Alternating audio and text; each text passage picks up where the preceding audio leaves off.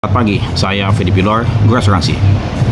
Banyak teman-teman para agen, para nasabah yang mengenal saya, ataupun bahkan beberapa media yang meminta saya untuk dapat memberikan sumbang pikiran terkait dengan kebijakan OJK yang baru ini terkait dengan co-payment. Ya, apa itu co-payment? Ya, saya sendiri belum membaca surat edaran tersebut, tapi saya ingin coba membahas lebih jauh. Ya, apakah mengapa co-payment tersebut bisa timbul dan bagaimana? Ya, apa sih konsepnya? Jadi begini, terus saja saya memahami ataupun mengenal jenis asuransi kesehatan ini semenjak 1988 ya. Pada waktu saya bekerja di Mitra Iswaran Orang Pandai, pada waktu saya sebagai junior yang baru bekerja di staf di bagian GHS ya, Group Hospital and Surgical, yang membantu Pak Karl Hatu ya di Mitra Iswaran tersebut ya. Jadi pada waktu penutupan tersebut dilaksanakan pada asuransi multi artaguna atau MAG yang saat ini masih ada, dan mereka memang punya pengalaman yang sangat luas, sangat lama terkait dengan masalah asuransi kesehatan ini. Nah, jadi mengapa asuransi kesehatan ini perlu ada co-payment ya, dan kok tiba-tiba ada, sebelumnya nggak ada co-payment, dan apa itu co-payment? Baik ya, sesungguhnya co-payment ini tidak lebih daripada deductible ataupun on risk yang mesti dibayar ataupun yang dipikul ya oleh nasabah ataupun oleh tetanggung yang mengajukan klaim. Jadi pada waktu mereka katakanlah misalnya seperti asuransi mobil ya, asuransi mobil seperti kita ketahui bahwasannya ada deductible sebesar 300.000 per kejadian. Jadi setiap kali kejadian misalnya 3 juta ya yang diajukan oleh tetanggung ataupun bengkel menagih kepada asuransi, maka tetanggung harus membayar 300.000 sebagai on retention. Tujuannya apa sih? Apa sih tujuannya on retention ataupun deductible ataupun co-payment ini? Tidak lebih daripada supaya tertanggung juga ikut menanggung kerugian yang dia ajukan kepada perusahaan asuransi ya, supaya tertanggung juga ikut berhati-hati dalam menjaga objeknya ataupun subjeknya, dalam hal ini diri kalau asuransi kesehatan, supaya dia tidak menanggung biaya kalau misalnya tidak mengajukan klaim ya. Jadi ada suatu keinginan bahwasannya kita sama-sama menanggung risiko ini. Itu namanya co-payment, deductible ataupun on risk ya. Tapi sebelum itu saya ingin membahas mengapa OJK mengeluarkan kebijakan ini. Kalau yang saya dengar ataupun saya amati selama ini, katanya perusahaan asuransi kesehatan ya yang menanggung kesehatan ini, perusahaan asuransi itu mengalami kerugian ya, mengalami kerugian ataupun berdarah-darah menanggung klaim yang diajukan oleh tetanggung. Mengapa sampai berdarah-darah? Katanya biaya rumah sakit, biaya dokter, biaya pengobatan itu katanya mahal, meningkat sedemikian rupa ya, sehingga banyak perusahaan asuransi kesehatan ya yang mengalami kerugian ya. Tentu kalau katakanlah tadi ada suatu kenaikan, kenapa kok bisa dibebankan kepada tetanggung ya? Kalau tetanggung sudah membayar premi. Nah, ini saya juga mungkin perlu dicari tahu. Tapi kemudian saya akan coba batasi video ini dalam maksimum 10 menit ya. Jadi tadi kalau katakan tadi perusahaan asuransi yang menjual asuransi kesehatan mengalami kerugian, kemudian OJK mengeluarkan kebijakan co-payment ya, supaya tetanggung juga menanggung juga sebagian biaya rumah sakit tersebut. Nah, bagaimana seandainya kalau perusahaan asuransi tersebut mengalami keuntungan, ya mendapatkan keuntungan, apakah ada ya profit sharing yang dikembalikan kepada tetanggung, entah apapun itu namanya? Apakah OJK berkenan mengeluarkan kebijakan tersebut? Ya, profit sharing wajib dikeluarkan oleh perusahaan asuransi kalau perusahaan tersebut mengalami keuntungan.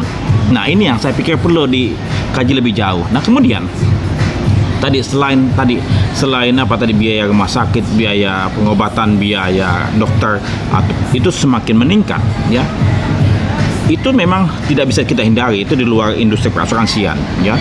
Tapi kemudian mengapa premi asuransi tersebut lebih kecil dibandingkan nilai klaim tersebut yang dibayarkan? Saya khawatir ya, banyak sekali perusahaan asuransi yang hanya ingin mendapatkan premi, mereka mendapatkan polis, mereka membanting premi yang mereka tidak melihat loss record nasabah ini sebelumnya. Maka apa? Yang penting mereka dapatkan dulu. Ini saya punya banyak pengalaman sekali terkait dengan hal tersebut. Jadi perusahaan asuransi tersebut ingin apa? Ingin mendapatkan premi walaupun dia tahu loss recordnya di perusahaan sebelumnya itu mengalami mengalami loss ratio yang lebih dari premi yang diterima, ya. Nah, jadi ini suatu kesalahan juga yang dilakukan oleh perusahaan asuransi tersebut yang ingin berebut premi, ya. Jadi beberapa nasabah yang kami peroleh setiap tahun kami coba edukasi bahwa sebaiknya kita tidak pindah-pindah ke asuransi lain. Tapi nasabah memang berusaha untuk mendapatkan mendapatkan premi terbaik. Tapi kalau dia loss ratio-nya tinggi, semestinya kita stay, kita coba berhubungan dengan perusahaan asuransi dalam jangka panjang. Kalau loss ratio kita tinggi, ya kita coba stay. Ya, preminya mungkin dinaikin, oke ikut. Tapi kemudian ada beberapa yang nasabah memang tanda petik berusaha untuk mendapatkan premi murah. Tapi kemudian kembali lagi, kalau sampai kapan mau pindah-pindah terus? Suatu ketika pasti perusahaan asuransi tidak akan mau lagi terima. Nah, akhirnya keluarlah co-payment ini. Jadi kembali lagi, ini memang ada 3 pihak yang menyebabkan adanya co-payment ini. Pertama adalah tadi biaya rumah sakit yang semakin mahal, ya. Entah itu dari dokter ataupun biaya room and board-nya ataupun dari obat-obat yang diberikan. Kemudian juga kedua adalah ini salah perusahaan asuransi juga yang berusaha untuk mendapatkan nasabahnya dengan membanting premi, ya. Dia tidak peduli loss record sebelumnya bagaimana, yang penting masuk dulu, ya. Nanti tinggal teriak aja, ya. Ketiga, nasabah yang suka pindah-pindah tidak mencari premi yang lebih murah. Nah, ini 3 hal yang katakanlah saya pikir perlu dipikirkan oleh kita bersama. Nah, kemudian apakah kebijakan OJK ini terlampau mencampuri urusan bisnis industri perasuransian? Menurut saya pribadi, ya. OJK terlampau mencampuri, terlampau ke dalam mengurusi masalah bisnis di industri perasuransian. Sesungguhnya ada beberapa metode yang bisa dilakukan oleh perusahaan asuransi, ya. Tadi misalnya katakanlah mengenakan deductible sendiri secara menyampaikan kepada nasabah. Pertama itu, kemudian kedua, ya menaikkan premi, ya. Itu tidak semua jenis asuransi umum, ya, menaikkan premi supaya loss ratio yang tahun lalu bisa dibayarkan di tahun ini, ya. Ketiga, bisa pakai stop loss, ya. Pakai stop loss kalau misalnya loss ratio kamu sudah sampai sekian, kita akan coba adjust preminya, ya, di tengah-tengah jalan, stop loss. Atau pakai, ya sebenarnya sama juga, limit of liability, ya. Jadi sebenarnya banyak konsep-konsep yang kita bisa pakai dalam industri perasuransian ini, ya. Kalau co-payment mah itu hal yang biasa lah, itu masalah deductible, masalah on retention, ya. Itu wajar lah. Tapi kemudian itu mestinya adalah perjanjian antara dua belah pihak, ya, nasabah dan perusahaan asuransi. Mereka lah yang mestinya negosiasi, diskusi, bukan ada aturan. Nanti besok kemudian ada aturan lagi. Tapi kembali, kalau perusahaan asuransi rugi, maka teriak. Kemudian ada aturan baru dari OJK. Bagaimana bila perusahaan untung? Nah, apakah Anda bisa menjawab? Apakah ada profit sharing yang mesti dikembalikan oleh perusahaan asuransi? Sampai seberapa besar?